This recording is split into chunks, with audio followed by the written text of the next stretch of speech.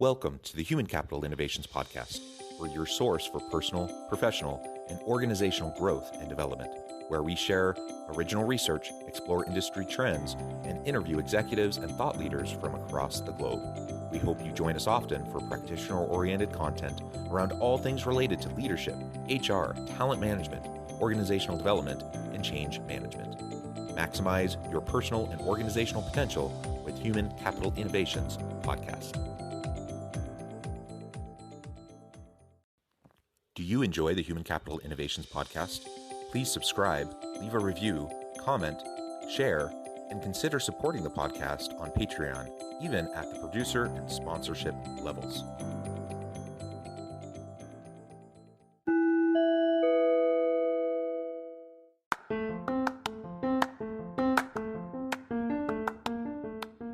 Welcome to the Human Capital Innovations Podcast.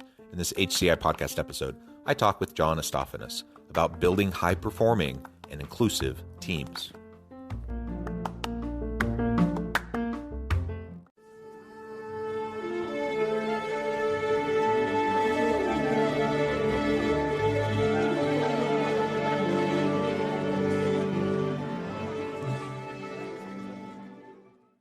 John Estafanous, welcome to the Human Capital Innovations Podcast. Thank you, sir. Yeah, it's a pleasure to be with you. I'm super excited for this conversation. We're going to be talking about related topics that connect and are really important in organizations, ones that I spend a lot of time and energy thinking about and talking about with individuals, teams, and organizations. And that is building high-performing teams and building inclusive teams. And really, the two go hand in hand. And when we can have inclusive, high-performing teams, that's where the magic happens, and so many great things can happen for individuals, teams, and organizations. As we get started, I wanted to share John's bio with everybody. John Estafanous is the founder and CEO of Rally Bright, a SaaS team development platform which helps business leaders improve team performance dynamics and inclusion. John helps business leaders build high-performing, inclusive teams, and he works with leaders of teams of all sizes and levels of organizations, ranging from startups to unicorns to enterprise tech companies and household names in healthcare and media. He also partners with organizational people leaders interested in measuring inclusion and collaboration. I love all of that. That's fantastic. Anything else you would like to share with listeners by way of your background or personal context before we dive on in further? Yeah, no, I think the most important thing for me is aligning with the mission of our organization here at Rally Bright, which is to make work better for everybody. And we believe the way to do that is by helping managers become better leaders and build those high-performing and inclusive teams. Started the company because I spent many years as a global executive working with teams around the world. And one thing I always lacked was the insight as to what was actually happening on the ground. So we wanted to democratize that, normalize that, and provide measurement for a lot of the softer side of things that actually are absolutely critical to driving how people and organizations perform. Yeah, I love it. Wonderful. And having that global executive background, and then bringing that into your current work, I think that's a tremendous perspective, and that allows you, I imagine, to both gain a lot of credibility with clients, but also just have the perspective needed to be successful as you move forward. So that's fantastic. Can you tell us a little bit about how you made the transition, how you moved from the executive space into starting your own organization? Yeah, absolutely. Well, first and foremost, I've always had a startup bug. So I actually started my first company way back when, after making the mistake of going to law school. So when I graduated, decided I was going to be an entrepreneur, and that was the beginning of it. But the transition from the global executive was after I had worked in the field for about a dozen years in that role. I wanted to take some time and really focus on what my personal mission and values were. And I knew flat out that all of the success I've had, or all of the success I've seen in organizations, was really not about an individual. It was about a group of individuals working together to achieve a common purpose. So focusing on teams was number one priority. Number two, I've always been a techie. So technology is something that's near and dear to me. Data is near and dear to me. But more importantly, if you want to make a dent in the universe or change the way people work, you have to be able to scale. And the best way to scale is through technology. And then the third kind of founding principle behind why I decided to do this was ultimately your success is in helping others lead and grow, and allowing them to pay it forward and help more people learn and grow. So it's all about the people. So once again, focusing on teams as the core operating units, focusing on technology as an ability to scale, and focusing on people ultimately was what I wanted to do. So I had the great fortune of having worked with an executive psychologist who was embedded at Microsoft for over 18 years, and I built some tech for her during our first startup, and she came on as our founding partner, and we built Rallybright. We built the start of Rallybright. That's fantastic. And I love those core values and principles that have guided you as you've gone through your career. And for anyone listening, regardless of whether your values and principles align with John's, or you have different ones, I'm not sure that even matters all that much. What's really important though, and what I think you're modeling really well, is the fact that you are very thoughtful about those core values and driving principles and trying to stay true to them. And so I think a lot of us find ourselves floating through life, and we find ourselves kind of just going with the breeze, and sometimes chasing the low-hanging fruit, or just going after what's easy. And that isn't necessarily a bad thing, but it means that we can very quickly have mission and scope creep and end up doing something that we really have no interest in doing. And we're not going to find fulfillment, meaning, and purpose. And we're not going to be particularly happy. And we're not going to add as much value to the world and to our teams and to our customers as we would otherwise. So just taking the time to think through that and to be able to clearly articulate your driving values and principles, I think, is really important. So I appreciate you sharing that with us. That was a great example. So now you find yourself in this space. You started Rally Bright. Let's talk, before we talk a little bit about what you do with Rally Bright, let's talk a little bit more about high performing teams and inclusive teams. Define those a little bit, and then talk about how they connect with each other, and then we can get into more about how you go about doing that with Rally Bright. Yeah, absolutely. So high performing teams, we like to call them resilient teams, are teams that can engage with adversity. They can sustain their performance through various obstacles. They can rebound from challenges and setbacks, and they can learn and grow from the experience. So when we look at high performing teams, they have those characteristics or qualities to them. What's hard to do is is measuring those, right? Like, how do you actually measure the things that drive that? And it really fits into two buckets: team dynamics, how we work together, and team impact, how we achieve those business goals, or how we impact the business that we're working on. So by looking at impact and engagement with the team dynamics, we're able to get an idea of what drives a high performing team. As we were, just kind of digging into the engagement or the team dynamic side, the most important components of that are really focused on inclusion. If people don't feel like they belong, if they don't have psychological safety, if we're not communicating clearly, we're not going to be able to have, those strong dynamics, and we're not going to be able to, and if we're not working well together or collaborating well together, we're not delivering against the impact or the shared purpose that we are all working towards in our jobs. So by pulling those two together, that's kind of how we look at high performing teams, looking at engagement and impact, and then B, inclusive teams, which are focused on inclusion and collaboration, which is really how we work together. And ultimately, by taking those two components of performance and inclusion, I think it's a great way to look at how are we doing. It's a great way to measure against your goals as you're building teams or as you're participating in teams, because ultimately that's how you achieve that personal fulfillment, your team fulfillment, and then your organizational fulfillment as well. Yeah, and we all want inclusive teams. We all want high performing teams. Something you just said, I think, is really important, and that is we have to be clear on defining what that means for us. What does high performance look like for our team, for our organization? And in order to be able to do that, you have to be very clear on the mission and purpose of the organization, the mission and purpose of your team. You have to have a very clear understanding of the value you bring to the marketplace, and then you have to seek for alignment with all of those things, right? And then you have to create the metrics, or I guess first the objectives and the KPIs, and go after the metrics and actually measure it, to see if you're performing at a high level. And so we talk a lot about high performing teams. Again, I think everyone wants their team to be high performing, but you could theoretically be quite high performing in one area that doesn't actually matter all that much to the organization, and not perform very well at all in the areas that actually matter. So we need to be very clear about aligning, and we have to take that. That just means we have to take the time to have the conversations and be very crystal clear for ourselves as the leader, for the people on our teams, be crystal clear about what we're trying to accomplish and why, and regularly communicate that so you can measure it and actually gauge things over time. Yeah. John, I think you hit the nail on the head. Direction is actually the most important dimension behind high performing teams. And that is having that shared purpose, that shared vision, and aligning that with your organizational values. And I think you also mentioned something really critical. You have to be able to measure these things. And it's usually not, the numbers at the end of the quarter or the quotas that you're trying to hit. Those are what we like to call spreadsheet or business intelligence or CRM metrics.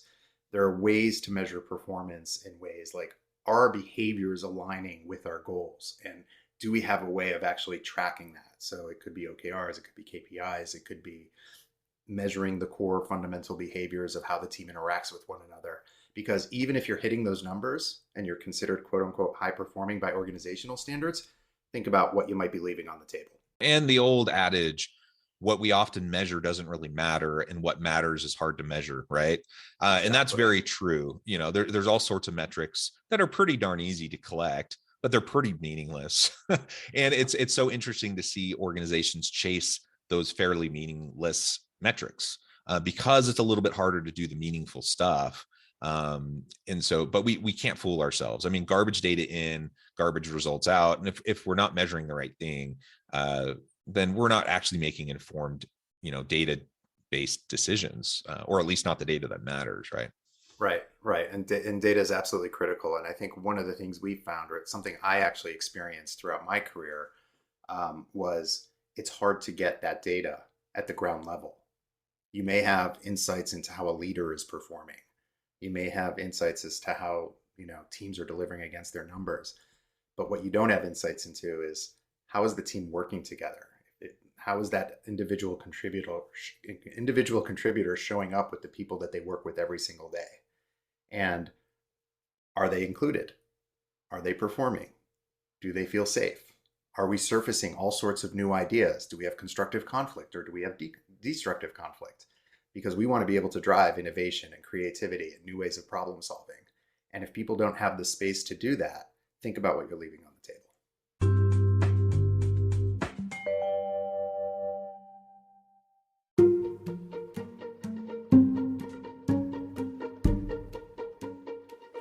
Welcome to the Human Capital Innovations Academy. Courses, micro-credentials, and certificates to upskill and reskill for the future of work. All HCI Academy courses, micro-credentials, and certificates are designed, developed, and delivered by award-winning and internationally renowned scholars, educators, thought leaders, executives, and practitioners. Our courses, micro-credentials, and certificates will help you make your mark on the future of work and make an immediate impact in your organizations. Check out the HCI Academy and our many course offerings and certificates to upskill and reskill for the future of work.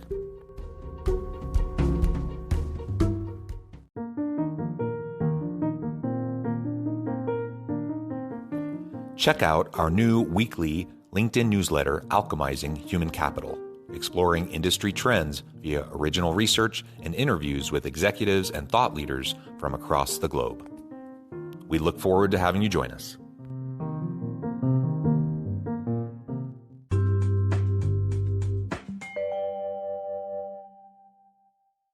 Yeah, absolutely. And you just started to talk a little bit about the inclusion element. Let's define that quickly, what that means for you. And you've already, started to make the connection with high performance, but then we can go further into talking about your platform. Yeah, so inclusion is really interesting to us, and in fact, we launched our team performance product 4 years ago, and we realized there was more around the engagement side, and we wanted to dig deeper into inclusion. So we actually conducted a study last year over the summer to really get an understanding of how do you start to measure and define inclusion. So we actually broke it up into two different components: psychological safety and belonging.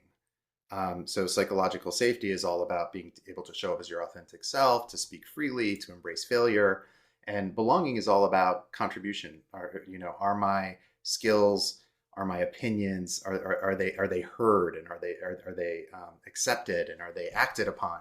And then belonging also relates to connection, which we talked a little bit about earlier. Like how are we working with others? Is it a good environment for us to be working together? And do I feel connected to the people that I work with every single day? So those two, I would call them dimensions of inclusion, were how we kind of came up and started to quantify that. And it was really fascinating because what we found is that organizations with high inclusion, meaning they were in the top quartile of respondents, um, their people were 10 times less likely to leave. So turnover intent was 2.4% for people that were in that top quartile of feeling included. That jumped up to 25% when you got into the bottom three quartiles. And what we also found related to inclusion was that belonging was the biggest predictor of job satisfaction. Mm. So people that feel like they belong, once again in that top quartile, um, are 30% happier in their jobs. Yeah, that is fascinating. I do a lot of work in the employee engagement and job satisfaction space. I've done a lot of research in that area as well, and what you're finding is consistent with what I found. Awesome. And it's mind-boggling. There's plenty of data, there's plenty of research that demonstrates what we're talking about, Yep. and yet so many organizations, they either completely disregard it, or they think it's fluff or whatever, and they fail to see the actual you know return on investment of actually investing and putting dollars behind these initiatives. When you're talking about a difference between like 2.5% turnover intention versus 25+%, that's crazy. That represents so much money for the Think about, yeah, organization, and absolutely. so much savings. Can we get everyone? I mean, by definition, you can't get everyone into the top quartile, right? Right. But you But we can can raise the wall. but you Yeah. can raise the bar, right? You can Yeah. move it up, and help people feel more included, valued, and safe. I love all of those components that you've outlined. And ultimately, that's what we all want. We all want to be able to go to work doing something that we feel like it matters, that brings fulfillment, meaning, and purpose to us, and where our contributions are valued. And like you said, we're seen, we're heard, we're given an opportunity to contribute. And that doesn't mean that everything we say is going to be implemented, but it means that we really feel like we're valued, and our organization cares about what our contributions are. That seems like a pretty low bar to me. If I'm being a Almost lead, common sense. yeah, it's common sense. And if I'm a leader, like, that seems like a pretty low bar that I need Yeah. to like fundamentally surpass just to be half decent as a leader anyways. And so it's good that we're calling attention to this, because I think that the issue isn't intention. I think most leaders are probably thinking, yeah, I want an inclusive, psychologically safe workplace where people can work together well and collaborate. That's going to bring better performance. They get the business case, they get the human case, they understand why it's important, they have the good intentions. Getting from intention to actual action, though, can be really, really challenging, especially if you're running around like a whirling dervish all day trying to put out fires and just like always in crisis mode. And you don't have time to actually step back and think about, what am I doing, how is that positively or negatively impacting the type of culture I want to create and foster. Yeah. And John, that's a great point. I think we all wear that badge of busy, all too often, right? And it's hard sometimes to really spend the time, but it does pay off. If you think about it, like you mentioned, there's the ROI around attrition alone. What we also found is by looking at psychological safety and belonging, those are also core drivers of how we measure team performance, which in the engagement on team performance, which is connection, which is all about that psychological trust and safety and communication and conflict. And then also attitude. Do we have a growth mindset? Are we willing to learn and make mistakes? Do we have shared optimism on the team? If you're on a sales team, if you don't have the right attitudes, you're not going to deliver against your goals, or you're leaving a lot on the table. So I think there are those harder ROI metrics against a lot of these behaviors or these components that we're talking about. And they're absolutely critical. And when we looked at actually how people work together within collaboration, there's obviously alignment and cooperation, but we also found that there are some softer things which drive inclusion as well. So do we have compassion for one another? Empathy? Do we, are we empathetic? Are we supportive? We saw a huge spike in empathy at the beginning of the pandemic. Teams were becoming, you know, really, really close. Their connection scores were jumping up, their empathy scores were jumping up. And what we've been finding is now we have a barbell effect. So we have people that are really, really connected because they've been through it all together. And we all had to deal with moving to our homes and getting our kids in school online and all sorts of other stuff, whether you were an IC or a leader. But now we have people that have been through it all together and people that are coming onto teams. If you look at the Great Resignation, the amount of turnover has been insane. So you have a lot of newcomers, and we're seeing some people are highly connected on teams while other people are struggling a little bit. And then on top of that, we have a little bit of COVID fatigue as well. So some of those people that were fully empathetic and fully engaged with one another, they're just getting tired and burnt out. It's at an all-time high right now. There's a lot to be done, and it feels like common sense, but unless you're measuring it the right way, or unless you're even just, you have a framework to look at these things, it becomes a lot harder because we're all wearing that badge of busy. Yeah, yeah, absolutely.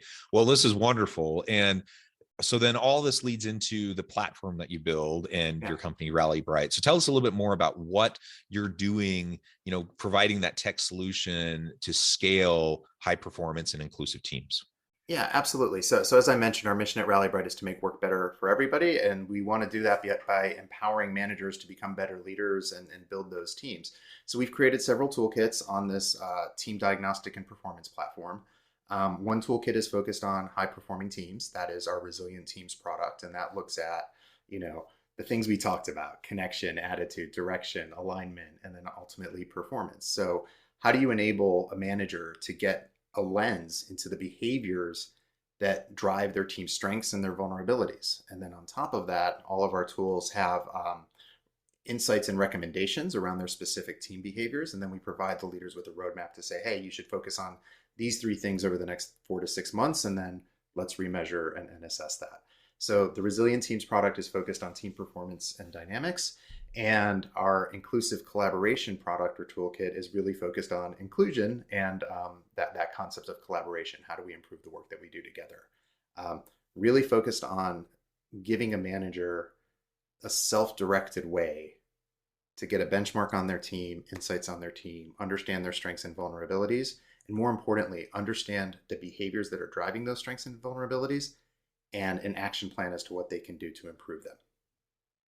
Yeah, that's fantastic. And tell us then a little bit more about how these toolkits and the various products are utilized. Like, give us an example of how a leader might engage with them. Sure, it's a great question. So we've, as you mentioned in my bio, we worked with everything from 6-person startups to some of the biggest names in technology and pharmaceuticals in the world. We really do focus on the team. So how do you get started? It starts with a benchmark of your team. You get the insights. You start driving against that. At the end of the day, people are utilizing this across multiple job functions. So oftentimes we'll work with executives preparing for a leadership retreat or trying to set their strategy for the next year. How do they get a pulse of where they stand, where their team is showing up, and identifying what their priorities are? I alluded to sales teams earlier. Sales teams, they really have to be focused on having that attitude, that growth mindset, as well as having an outside-in focus. How are we activating against a customer first mindset? How are we working with other departments within our organization? Believe it or not, there always tends to be a little bit of friction between sales and marketing or product or with sales. But if you can get to the behaviors that drive those, identify them and get ahead of them, you can streamline your operations. So those are just 2 examples: executive teams, sales leaders. We've worked with product teams, customer success teams, operations teams, finance, legal, you name it. The principles are the same. It's just a question of where do you focus your energy based on what you and your team are trying to achieve. Well, John, I note the time. I'm going to have to let you go here in just a few minutes. It's really been a pleasure. Before we close, I wanted to give you a chance to share with listeners how they can get connected with you, find out more about your work, and then give us the final word on the topic for today. Yeah. So always happy to connect. You can reach me at John, at rallybright.com, or connect with me on LinkedIn. Obviously, our website is always open. And final word on the topic. I think understanding how to measure the softer side of leadership is one of the hardest things that I encountered and that I hear from a lot of executives that they're encountering.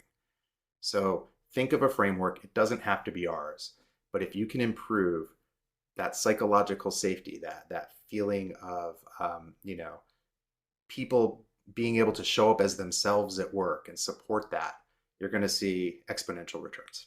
Amen. Well said, John. It has been a pleasure. I encourage listeners to reach out, get connected, find out more about what John and his team can do for you. Check out Rally Bright. And as always, I hope everyone can stay healthy and safe. They can find meaning and purpose at work each and every day.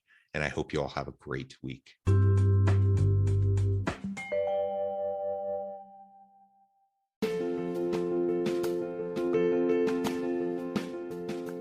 Bluer Than Indigo Leadership, the journey of becoming a truly remarkable leader. Early in my adult life, I learned about an Asian proverb that translates as bluer than indigo. If you think about the color indigo, it is a brilliant, deep, and vibrant blue, what some would call the bluest of blues. To have something that is bluer than indigo is rare and truly remarkable. Contrary to popular myth, there is no one-size-fits-all or cookie-cutter approach to effective leadership. There is no silver bullet, no secret sauce, no go-to model that will solve all of your problems. The truth is, great leaders have all had their unique strengths and flaws, and have all had to discover and then pave their own distinctive path in their life's journey to fulfill their leadership potential.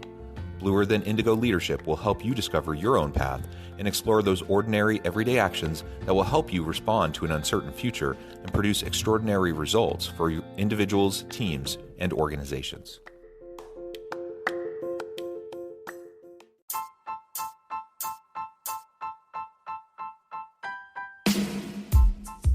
The alchemy of truly remarkable leadership.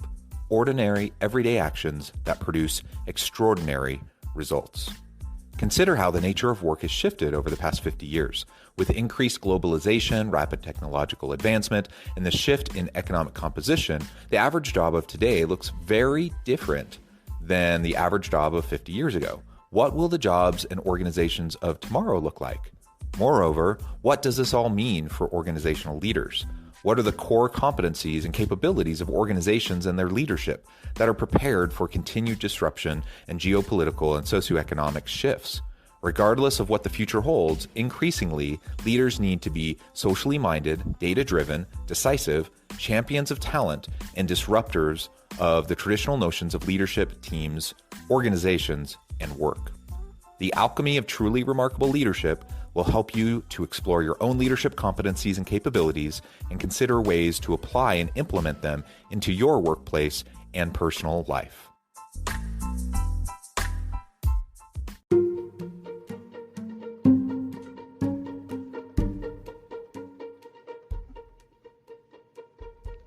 Check out Human Capital Innovations magazine, Human Capital Leadership. Human Capital Leadership is a free, interactive e-magazine with the mission to help individuals, leaders, and organizations find innovative approaches to maximize their human capital potential. We publish issues quarterly in August, November, February, and May. Take a look at the latest issue and let us know what you think.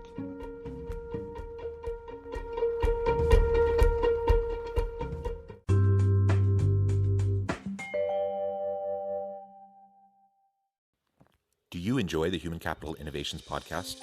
Please subscribe, leave a review, comment, share, and consider supporting the podcast on Patreon, even at the producer and sponsorship levels. Thanks again for joining us for this episode of the Human Capital Innovations podcast. I hope you stay healthy and safe and that you have a great week.